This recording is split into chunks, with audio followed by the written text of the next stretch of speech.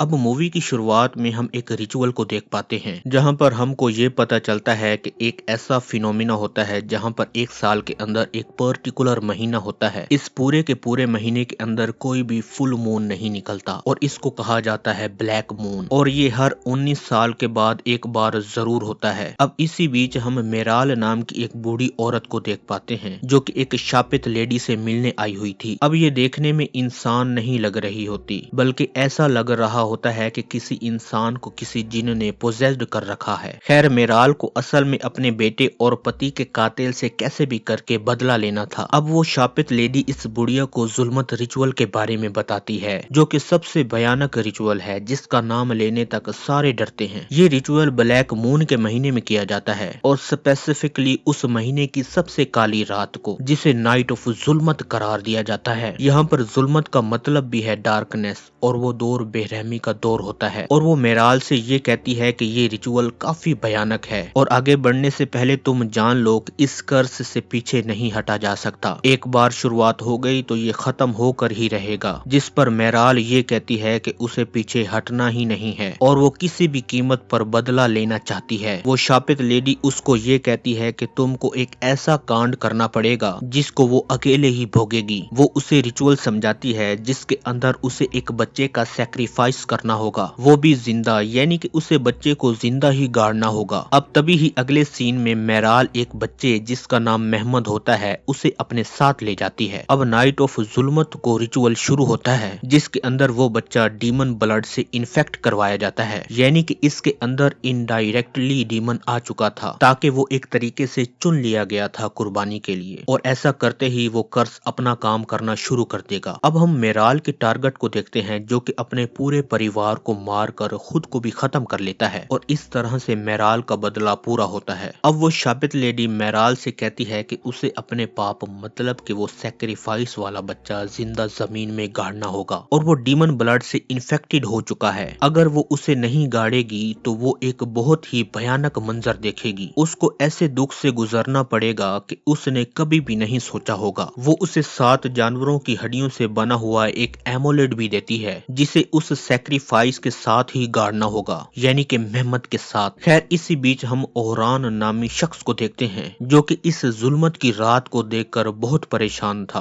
और वो इसके बारे में सोचने लगता है कि कौन इसका शिकार होगा और क्या इससे बचा भी जा सकता है, और आखिर ये जुल्मत वाली चीज है क्या। खैर, अब टाइम गुजरता है और कहानी आ जाती है 21 मार्च 2018 में, जहां पर हम मेराल को आरजू नाम की एक लेडी के घर पर देख पाते हैं जो कि यहाँ पर रिसेंटली ही शिफ्ट हुए थे। खैर, आरजू यहाँ पर ये चाहती थी कि मेराल इसके घर पर रहे और घर संभाले, जहाँ पर इसकी मदर इन लॉ लाले की तबीयत भी बहुत खराब है और उन्हें 2 सालों से अल्जाइमर है। साथ ही साथ वो अपने रोजमर्रा के काम भी ठीक तरह से नहीं कर सकती, जैसा कि खाना पीना, वॉशरूम जाना वगैरह वगैरह। आरजू की बड़ी बेटी का नाम मरियम है जो कि यहाँ पर बिल्कुल भी खुश नहीं थी क्योंकि यहाँ पर उसके कोई दोस्त वगैरह नहीं थे और उसकी कोई बात भी नहीं सुनता था। आरजू की छोटी बेटी का नाम रोया है जिसने हाल ही में एक भयानक बीमारी को सरवाइव किया है और वो चाहती है कि मेराल उसका खास ख्याल रखे। एनीवेज, तभी हम आरजू की मदर इन लॉ लॉले को देखते हैं जो कि अपने रूम में पड़ी हुई अजीब अजीब बातें बुड़बुड़ा रही होती है। खैर, अभी ये सारे रात को डिनर करते हैं और जो मेराल होती है वो यहाँ पर लाले को खाना खिला रही होती है और फिर से अजीब अजीब बातें करने लगती है। यहाँ से वहाँ अजीब अजीब तरह से चीजों को घूरने लगती है। वो मेराल से ये कहती है कि कोई काम उसके तय समय पर ही होना चाहिए, नहीं तो बहुत बुरा होगा, कीमत बहुत भारी होगी। वो मेराल से ये कहती है कि उसके बेटे कैमाल ने उसकी ग्रैंड डॉटर को बदल दिया है, उसके साथ कुछ कर दिया है, और इन बातों से परेशान होकर मेराल बाहर आ जाती है और हम लाले को कहता सुन पाते हैं कि कैमाल ने उसकी बेटी को मार दिया और उसे पता भी नहीं था कि उसने उसके साथ क्या किया था। खैर, अब हम आरजू की बड़ी बेटी मरियम को देख पाते हैं जिसे यहाँ बिल्कुल भी अच्छा नहीं लगता।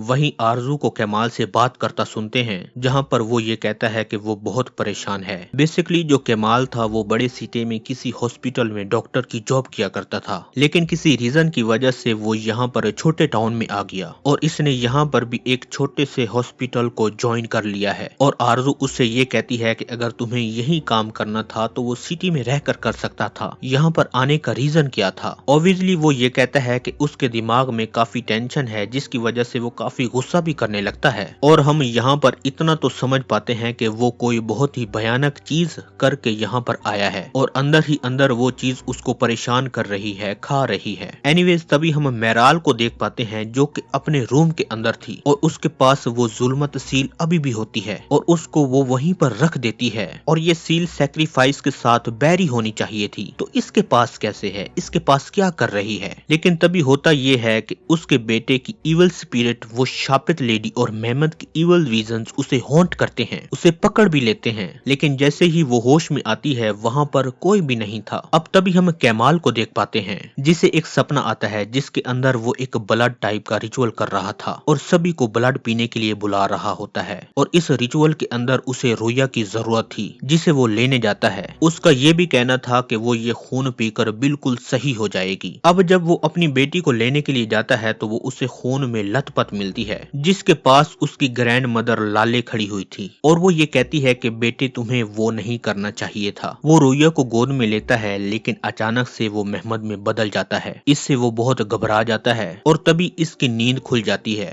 यानी कि यहाँ पर ये भी एक वियंस ही था। अब सेम नाइट रोया अपनी बहन मरियम के साथ सो रही थी जिसे सैराब की इवल विस्पर्स हॉन्ट करती हैं, जिससे कि वो काफी डर जाती है। वो उसके पास जाती है लेकिन उसकी बहन ने कभी उसे बुलाया ही नहीं था, जिसके चलते अब वो अपनी बहन के साथ नहीं सोना चाहती थी। एनीवेज तभी हम ओहरान को देख पाते हैं। वो जुल्मत के कहर को रोकने का रास्ता ढूंढ रहा होता है, जिसे खुद इवल और जुल्मत धमकाने आता है कि वो रास्ते में न आए, नहीं तो उसके साथ बहुत बुरा होगा। लेकिन वो उल्टा इवल से ये बोल देता है कि अगर वो उससे नहीं डरता वो खुद उसके पास उसे धमकाने नहीं आता, जिसके चलते इवल वहाँ से चला जाता है। अब हम कैमाल को देख पाते हैं जो कि बहुत ही ज्यादा परेशान है कि कब सब कुछ ठीक होगा और कैसे वो सब कुछ ठीक कर पाएगा, क्योंकि यहाँ पर कोई भी उस घर के अंदर एडजस्ट नहीं कर पा रहा था। एनीवेज हम तभी उस बीच बच्चों के एक तस्कर काजम को देखते हैं जो कि बच्चों को बंदी बनाकर उनसे भीख मंगवाया करता था, उनसे पैसे लिया करता था। अब यहाँ पर वो अपने आदमी से बात करता है कि मेराल पर नजर रखे जो कि कोई पागलपन जरूर करेगी और वो खुद इस डॉक्टर यानी कि कैमाल के ऊपर नजर रखेगा। और यहाँ पर हम एक चीज को जान पाते हैं कि मेराल उस दिन उस सैक्रिफाइस को यानी कि मेहमद को बैरी नहीं कर पाई। और ये बात भी समझ में आती है कि मेराल, रिचुअल, मेहमद और कैमाल के बीच में एक बहुत तगड़ा कनेक्शन है।